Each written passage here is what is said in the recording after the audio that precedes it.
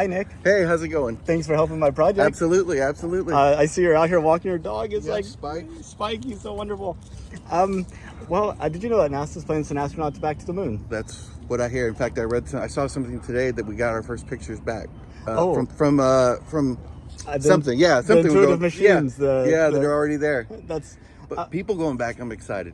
excellent. So you see it as a good thing. Yeah, in fact, I read a book years ago. Well, it could be both because it makes you wonder, why does everybody want to go back to the moon all of a sudden, right? So I'm not, it's a little bit of a conspiracy theory, but not anything crazy, nothing half-baked.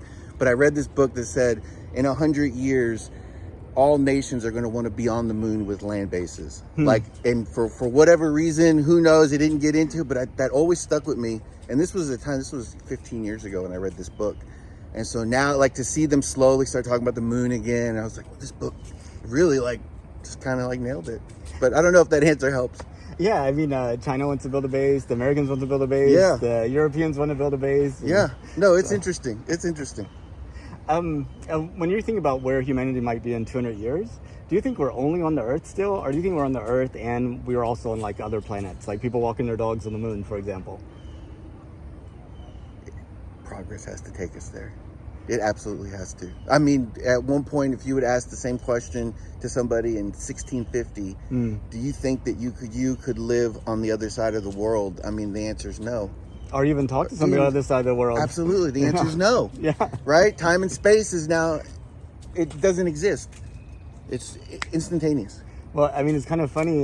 So, like 1903 was the first powered flight with the Wright brothers, and now we can literally be any place in the world in 24 hours. Transatlantic. But if you look at the thousands of years before that, you know, like you didn't see that same progress. No, absolutely not. And in fact, I read about that first transatlantic flight that the reporter was so he could balance a 50-cent piece on the seat, on the tray table. Oh, wow. And he wrote about that in detail because this is the first transatlantic flight. It's like an experimental flight, and he's just preoccupied with the fact that, like, you can balance a 50-cent piece. And it's just because that's how quiet they're used to. Can you imagine the cabin pressure before pressurized, and so I don't know. I can sit and talk about this kind of crap all day long, but you picked the right person, I guess, to interview. That's fantastic. Well, if you could, would you take a trip to space? Absolutely. How far would you go? You know what? I'd go as long as I wouldn't want to be away from my family because I know that there is the space, the time that you have to spend away. I guess the moon, because it's just you've stared at it forever. Sounds awesome. Yeah, absolutely. Well, Nick, I really appreciate your time. Absolutely. Thank you so much. Absolutely. Thank you.